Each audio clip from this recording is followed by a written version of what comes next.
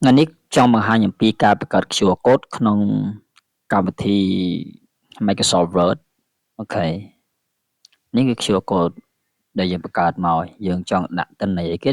ដែលចង់ឲ្យគេ download ឲ្យទាញយកហើយ scan ទាញយកអូខេអញ្ចឹងយើងអាចបង្កើតបាននៅកម្មវិធី Word អូខេអញ្ចឹងដើម្បីអាចបង្កើត QR code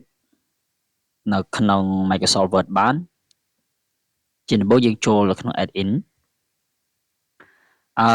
បន្ទាប់មកយើងរកពាក្យ search អូខេយើង search រកឈ្មោះ QR for Office អូខេយើង search រកមក QR sorry QR អូខេអញ្ចឹងវានឹង load នៅខាងក្រោមអូខេវា load នៅអញ្ចឹងណាតែដោយសារតែខ្ញុំបាន add រួចទៅហើយនេះបើសិនជាវា load អញ្ចឹងយើងគ្រាន់ចុចពាក្យ add មកអូខេយើងចង់បានមួយណាយើង add មួយនឹងទៅវានឹង load មកខាងលើនេះហើយអូខេអញ្ចឹងបើសិនជាវាបានអូខេយើង add ហើយវា load មកអញ្ចឹងយើងចុចលើវាមួយមកអូខេហើយខ្ញុំលុបអានេះសិនអញ្ចឹងយើងចង់បង្កើត QR ឲ្យគេឥឡូវខ្ញុំមើលក្នុង drive របស់ខ្ញុំQR code ដើម្បីឲ្យបង្កើតបានវាតមាន link អញ្ចឹងទីមួយយើង upload ទិន្នន័យយើងចូលក្នុង drive សិនមកនេះគឺទិន្នន័យនៅក្នុងGoogle Drive របស់ខ្ញុំមានច្រើនអញ្ចឹងខ្ញុំសាក upload នេះលិខិតតែតាំងស៊ុបរបស់ខ្ញុំនេះមកមើលសិន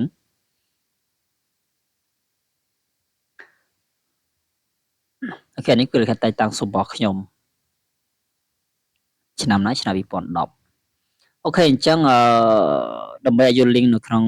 Google Drive បានយើងចុចនៅត្រង់សញ្ញាត្រី3នេះមកចុចយកពាក្យ share ហើយ copy link អូខេ copy link ហើយយើងចូលទៅក្នុង Microsoft Word យើងមកផាសចូលក្នុង bing.com នេះអូខេ Control V មកអូខេនេះគឺ link របស់យើងអានេះគឺពណ៌QR ចឹងដាក់ពណ៌អីគេឥឡូវខ្ញុំដាក់ពណ៌លឿង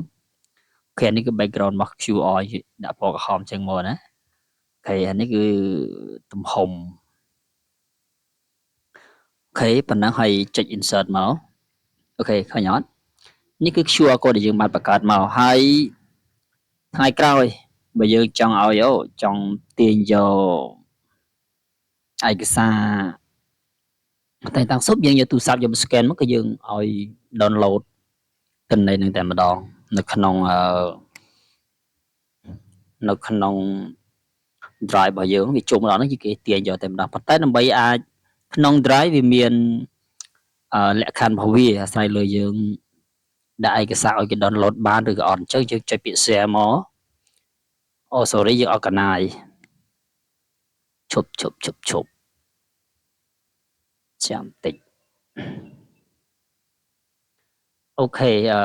អញ្ចឹងជាទូទៅនឹង Google Drive របស់យើងគឺមិនមែនចេះតែ download បានណាអាស្រ័យលើយើងផ្ដល់ឲ្យគេ download បានអត់អញ្ចឹងនៅក្នុងនេះគឺតែតាំងស៊ុបរបស់ខ្ញុំគឺ download បានទេអញ្ចឹងដើម្បីឲ្យគេ download បានយើងចុចផ្នែក3យើងចុចពី share គេ share ក្បាលមនុស្សបងទៅយើងមើលកន្លែង console restriction យើងចុច anyone with this link អញ្ចឹងcopy link ទៅដានទៅណាហើយយើងយកទៅផាចូលនៅត្រង់កន្លែង link នេះដើម្បីឲ្យគេ download អូខេឬក៏យើងចង់យើងមិនមែនតែនៅក្នុង Google Drive យើងចង់ឲ្យគេ download នៅស្អីមួយទៀតដែលយើងចង់វានៅក្នុង YouTube ចឹងណាយើងចង់ឲ្យគេ scan មក down ជុំមើលវីដេអូយើងតែម្ដងខ្ញុំឧទាហរណ៍មើល YouTube របស់ខ្ញុំ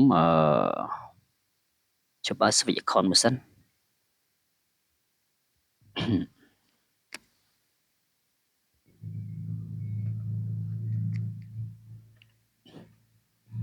អូខេអញ្ចឹងយើងមើលវីដេអូរបស់យើងចង់ឲ្យគេ download វីដេអូរបស់យើងតាម QR អញ្ចឹងនេះខ្ញុំចង់ឲ្យគេ download នៅភាពខុសគ្នារវាងរូបមន្តនៃការគ្រប់គ្រងរដ្ឋបាលចុចពាក្យ share មួយមកហើយចុចផ្នែក3ចុចពាក្យ share ហើយចុចទៅលើ copy link មើលតិចនេះ link នេះ copy link មក យើងមកមើលក្នុងកម្មវិធី Word របស់យើងអូខេអញ្ចឹងយើងអានេះមកយើងមើល link នេះលុបវាចោលសិនយើងផាសមក Ctrl V មកអូខេអញ្ចឹងយើងដូរពណ៌ដើម្បីកុំឲ្យច្រឡំគ្នាអូខេអញ្ចឹងចុច insert មកអូខេនេះហើយគឺជា link វីដេអូ YouTube របស់ខ្ញុំមិញយើងយកទូរស័ព្ទ scan ទៅវាចូលទៅដល់វីដេអូនៅក្នុង YouTube របស់ខ្ញុំហ្មងអូខេអញ្ចឹងការបង្កើត